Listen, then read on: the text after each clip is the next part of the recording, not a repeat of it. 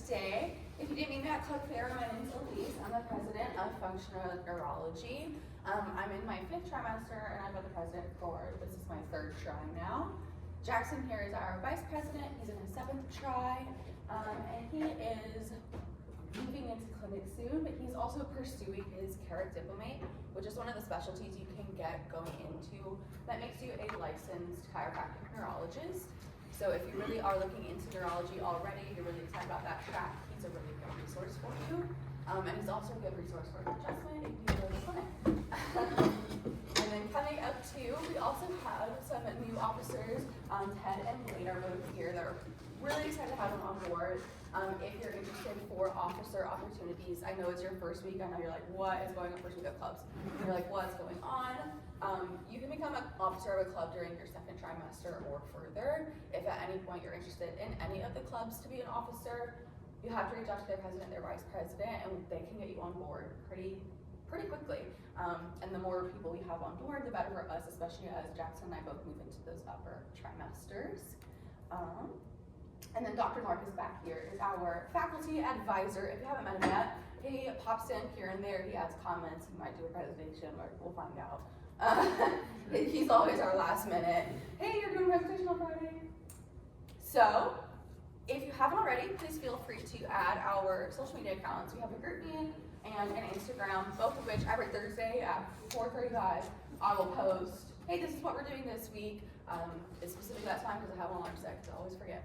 So that's your cue to be like, oh, that sounds so interesting. I'm going for sure. Or, snooze buzz, I'm skipping this week. No big deal. But then, even if you do skip a week or if you miss a week and you didn't mean to, we do also record every club meeting and we post them on our YouTube page. We started doing it last try and I thought it went really well. It just adds a little bit of accessibility to our club. If somebody's sick, if somebody's out of town and they are really interested, or if it's just a concept that they're like, oh, I need to go over that like so much, even for Dr. Kingsley's class or Dr. Gonzalez's class, it just gives you a little review. So we'll also post in our group meet any like neuro seminars or things like that that may come up, any opportunities. The Carrick Institute is one of the neurological institutes that does a diplomate program, and they're, how far are they? They're fairly close. Cape Canaveral, if you're from Florida, however far that is. But it's not a super bad drive, so sometimes they'll have opportunities specifically, and they'll have like student discounts a lot of the time, so we'll always post those opportunities in our group chat as well, if it's something that you're super interested in. Moving on, this is our club schedule. Don't get married to it, don't take pictures of it. Not every date is like 100% totally set. There are some guest speakers that still need to be approved. But all of these topics will definitely be talked about. Now, one of the amazing things about functional neurology is that it's functional. So we do have a lot of hands-on activities and a lot of collaborations with other clubs. So that'll give you a chance to like put to good use what you have learned, both in class and in club. So a lot of it will be hands-on. We will be getting functional. So lobes of the brain, cerebellum, vestibular system, a lot of those are going to be fairly hands-on. Dr. Hodges, during the last week, the last one we have before finals, does a yoga for the mind session. He did it last try and it was a really like phenomenal lead of yoga flow. He doesn't go too crazy. If you've met him yet, he's a little crazy, but in a good way. And he takes a nice pause for us all to kind of de-stress during finals. We do have the opportunity coming up. It has not been approved yet, so don't get too excited. Dr. Gonzalez has offered to do a brain dissection with the club, which would be taking a full dissection, which would be really, really cool and really, really special. It would be in limited spaces though, so during our next presentation, which is not next week because Thanksgiving runs in the way, but the week after that, we'll have a sign up in club, so you have to be here in order to sign up. And it will be, if too many people sign up, it'll be a bit of a raffle as well. So once that gets approved, I'll obviously put it in the group chat and let everybody know. But until then, this is what we've got so far. So that's kind of all the housekeeping for today. So let's kind of just get into today's session, which is really and truly about how functional neurology works and what it is. And then we'll have a neurological exam demonstrated by our wonderful UV Jackson. So, what is functional neurology? A lot of people ask at Club Fair, like, oh, what technique do you guys use? None. Nope. You can use any technique with chiropractic. Functional neurology is not a technique, it's a specialty within chiropractic. It's almost more of a paradigm. So as most of you know, chiropractors are doctors of the nervous system, and like with our roots, we deal with the spinal cord, we deal with the nerves, we deal with the brain, way more than people give us credit for. It's not all bone, muscle, bone, muscle. So with that, functional neurology can really be used to focus on the relationship between the nervous system and the overall health of the patient to kind of integrate both the principles of chiropractic and neurology and bring harmony to the system of the body. So it's just a specialty. Adjustments to improve spinal alignment and functionality can be used in tandem, but we're never going to stand here and be like, you must do concept, you must do coil recoil, you must do grossa. I don't care. Do whatever you want. If the bone moves, and if you're able to get that stimulation on the side of the body that you're aiming for, that's perfect. Adjustments to improve the spinal alignment can be used with neurology, and neurology can also have some targeted exercises and therapies that are specifically designed to enhance the neural function in your body and support your brain health, which is in turn going to help heal your body as well. If you have an unhappy brain, you have an unhappy body. So we're going to focus a lot on how we can realign the brain in this club and how we can make sure that it's functioning at its very best. Ignore the little del command update. So when it comes to the field of neurology, there's a bit of different subspecialties even in this subspecialty of neurology. Medical neurologists tend to be the first thing that people think of. They tend to be the first to come to mind, and they're going to rely a lot more, as most MD and medical things rely on, a lot more on conventional methods of treatment, more established medical treatments. So for example, let's say somebody suffers from chronic migraines and they go see a medical neurologist. They may be given a head CT, they may be given different medications like topiramate or sumatriptan, or even Botox injections in their face and suboccipital muscles. Then a functional neurologist, on the other hand, they're going to adapt a bit more of an integrative approach when it comes to optimizing brain function, but they're also going to combine some traditional and alternative methods to kind of treat both the symptoms and the cause of the symptoms, the cause of the problem, the actual root of it. So going back to that migraine example, a functional neurology may use both nutritional and lifestyle modifications even, as well as cognitive rehabilitation with lasers or red light to try to treat the patient that way instead of just treating the symptoms with a pill. So a lot of times functional neurology is looking a lot more for the root, and a lot of time medical neurologists tend to look a lot more for the symptoms. Both are completely okay. If you're in a lot of pain, you're in a lot of pain, get rid of the symptoms, I'm all for it. But if you're really if you're the little kid at the store that's like, but why? But why? But why? Because I was that kid. Functional neurology is definitely a good place for you to be, because we'll start to get into the whys.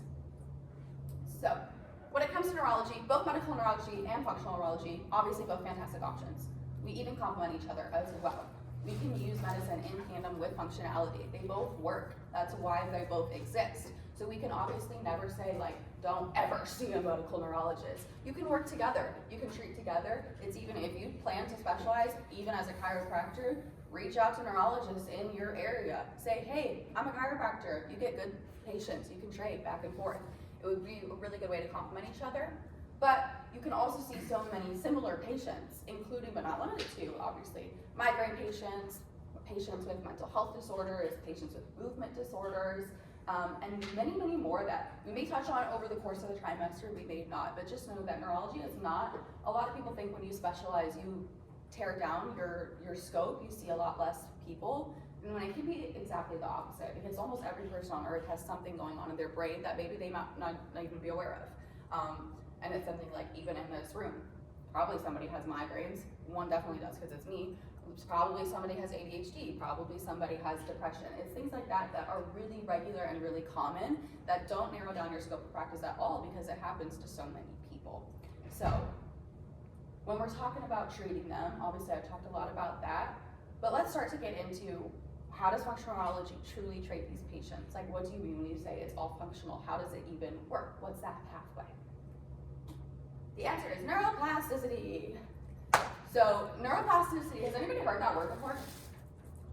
Yeah, okay, thank you, Jackson. Neuroplasticity is basically the brain's ability to adapt by forming new neural connections throughout life. So neuroplasticity is basically the brain's way of rewiring itself. So structurally, the brain can actually change its physical structure by learning new skills. So for example, you can trigger the formation of new synapses or connections in the brain and actually increase the gray matter volume in the areas that involve that skill. So functionally, the brain is also able to move functions and skills from one area of your brain to another. So that's why people say when you lose one sense, the others become stronger. It's kind of that idea. And Dr. Norkus put it in terms of gangs my very first trimester, and that's the one speech he ever did that actually got me interested in neuro. Oh, thanks. You're welcome. But he basically says every part of your brain has a designated gang. But let's say a blind patient that has a damaged occipital lobe, for example, that sightseeing gang is out. They're toast. Another gang in the brain is gonna see that area, like the hearing gang, for example. They're gonna take over that space. That's their territory now. They now lead to better and more synapses with those neurons. They now have more space. They can create more synapses. They're overall enhanced, and their hearing actually is technically enhanced. It's not just a metaphor that we use when it comes to not seeing people. So I thought of it in terms of gangs. Take it back to you. When it comes to neuroplasticity, there are 10 basic principles that cause these changes, and a lot of which are really similar to muscle strength and going to the gym. So that's what I'm going to refer to a lot, just to make it make more sense. So for example, use it or lose it is literally the exact same concept as muscles. Regular engagement in these cognitive activities will enhance your brain function, and neural connections that are rarely used are going to weaken over time, just like a muscle would. Use it and improve it is saying the more that you actively engage in challenging activities, like learning a new language or even doing the daily crossword or the New York Times mini games, which I do every day, you're actively causing these lasting changes in your brain's structure and function. Specificity is the reason targeted rehabilitation is used. Exercises should be tailored to specific deficits that lead to an effective recovery. You wouldn't do physical therapy on your arm if you had an ankle injury. The same thing applies for the brain. Repetition and intensity are literally exactly like exercise. The more consistent the behavior, the higher the intensity of intervention can both lead to more lasting and significant changes. But similar to exercise as well, you shouldn't jump to elite athlete right away. You shouldn't jump to elite brain function right away if you have somebody that's never done a neural activity in their life. Obviously that could be damaging as well. You don't want to tear a muscle, you don't want to stress your brain up.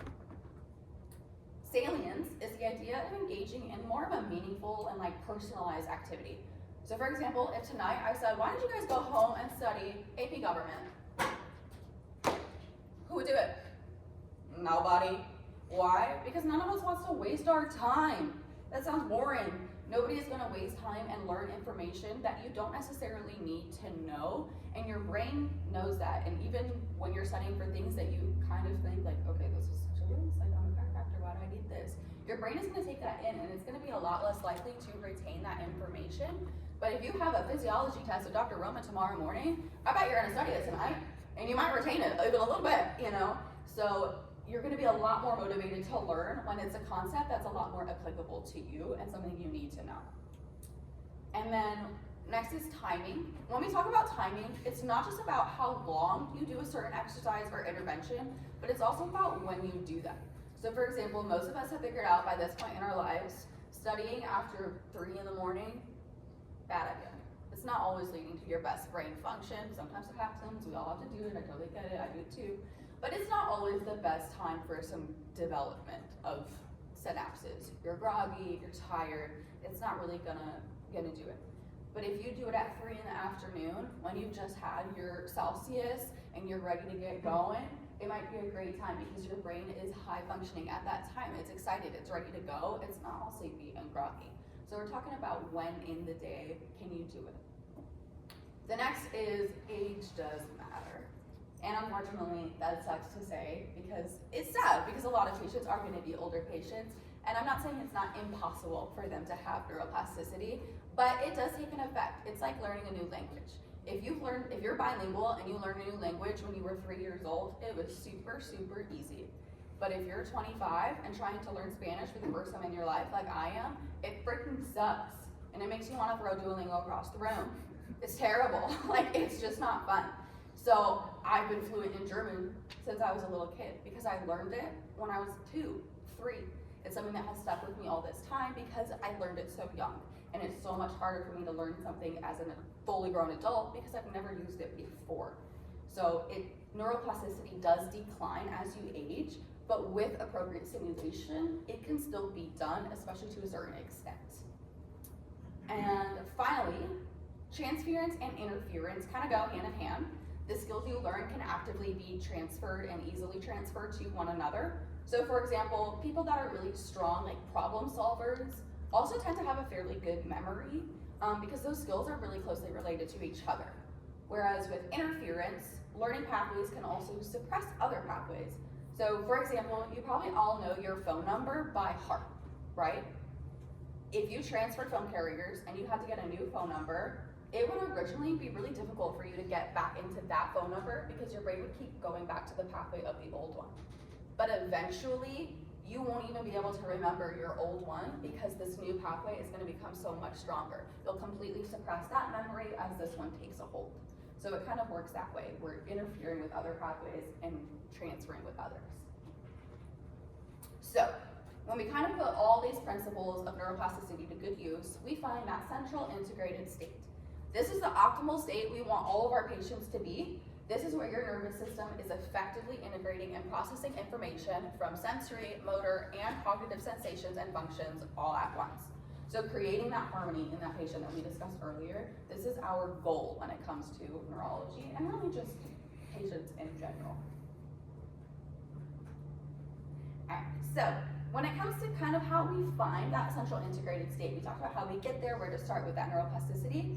But where we're really going to start to find what's going on and how can I fix it, we're going to start with the concept of hemisphericity, which is the idea that different sides of the brain are working at different times.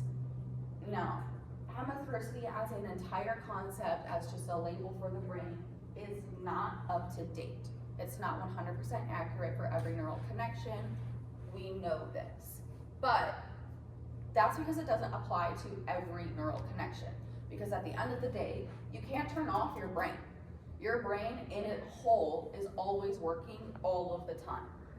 But the concept of hemisphericity can be a fairly good place, especially for a beginner to begin.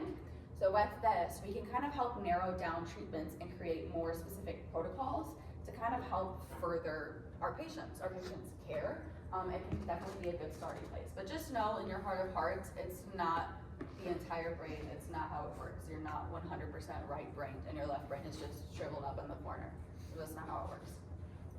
So when we're talking about the purposes of this club, my goal is to make neuro kind of easy, kind of feel good, kind of functional, kind of fun, because neuro can be really convoluted. It can be really difficult. It can be really like, oh my God, there's so much. I'm not about that, okay? I'm gonna be simplifying it to the extremes just to help everybody get a basic understanding so that when you do start to learn more advanced techniques in Dr. Norquist's class and Dr. Gonzalez's class, you're like, oh, we talked about that makes sense, that makes sense. So that's kind of my goal for this club. So when we're talking about conscious behaviors, typically the opposite side of the brain, or your contralateral side, is gonna be the one that's most heavily completing that activity. So it's the side that's most likely to be fired up. So it's that kind of old saying, like right-handed people are left-brained, that's why.